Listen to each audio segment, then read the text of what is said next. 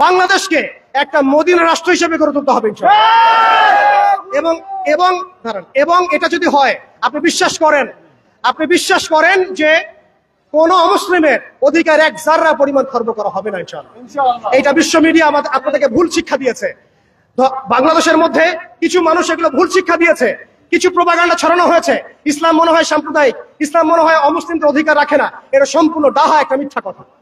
বরং ইসলাম কায়েম হলেই অমুসলিমদের অধিকার সবচেয়ে সঠিকভাবে নিশ্চিত হবে ইনশাআল্লাহ। আমরা এখানে আপনি অনেস্টলি বলেন, বাংলাদেশের মধ্যে কখনো কোনো সংখ্যালঘু নির্যাতন হয়েছে আদৌ?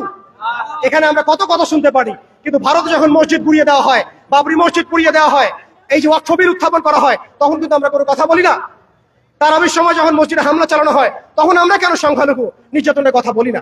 অতএব পরিপূর্ণ ইসলামে দীক্ষিত হতে হবে, আমরা সবাইকে ইসলামে ফিরে আসতে হবে, ওলামায়ে কেরামের সাথে সম্পর্ক রাখা এবং একই সাথে জাতিগত একটা ঐক্য গঠন করা। জাতিগত ঐক্য গঠন করে একটা শরিয়া রাষ্ট্র কায়েম করে, একটা পরিপূর্ণ ইসলামী রাষ্ট্র কায়েম করে নবী সাল্লাল্লাহু আলাইহি ওয়াসাল্লাম